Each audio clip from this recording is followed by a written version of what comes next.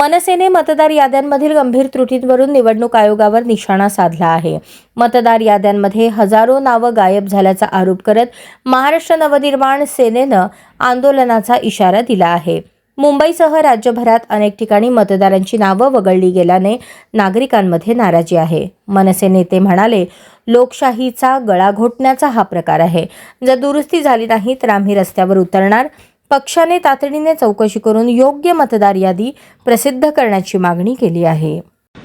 माननीय राजसाहेबांच्या आदेशानंतर मतदार यादीतील बोगस नावे व दुबार नावे शोधण्याची मोहीम हाती घेतलेली आहे. वर्सोवा विधानसभेमध्ये सुद्धा अशा प्रकारे जी यादी आहे 268 या याद्यांमध्ये जे आहे ते एकाच घरामध्ये हिंदू, मुस्लिम व इतर धर्मीय जवळजवळ 100 ते 150 मतदारांची एकाच घरामध्ये नावे दाखवण्यात आली आहेत.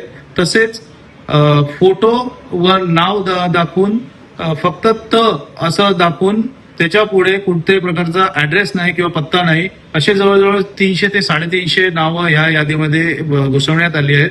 तसेच याच्यामध्ये दुबार मतदार आहेत व मराठी भाषेत जे आपले नाव किंवा पत्ता पाहिजे तो बंगाली भाषेत, म्हणजे जो आधार कार्ड असेल त्याचं बंगाली भाषेत दिलेलं आहे.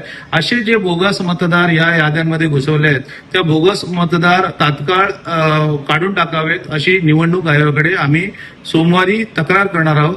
यानंतर जर या याद्यांवर कोणत्याही प्रकारची कारवाई झाली नाही तर आंदोलनाचा पर्याय आमच्याकडे आहे.